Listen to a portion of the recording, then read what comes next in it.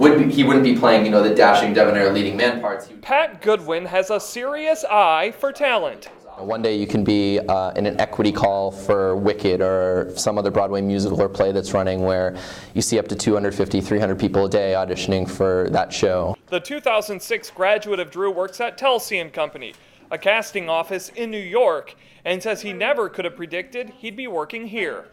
If you had ever told me when I was a senior that I would have ended up working in casting, I probably wouldn't have been able to tell you what a casting director actually did on a day-to-day basis. He had good ethics, or he was taught good ethics there. Bernie Telsi is the founder and CEO of Telsi & Company and is one of the most respected casting directors in the business. He says even though he didn't know Goodwin's name as an intern, Goodwin's willingness to do anything and everything made a lasting impression. When there are those moments when you need a hand and you need help, you also want to make sure it's someone with a face who can catch the ball that you're going to throw.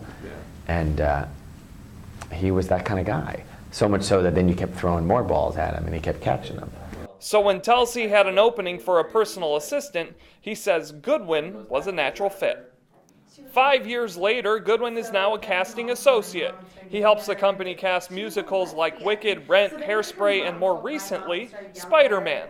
He also spent several months in Morocco, helping cast the movie Sex and the City 2. He says finding the right person for a role is not easy.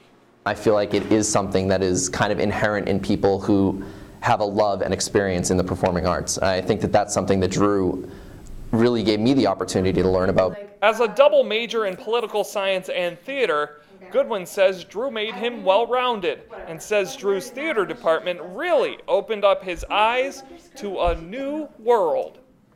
I know all about this industry of theater arts, so how can I utilize that when I'm behind the table trying to figure out what person is really right for this one specific role or job?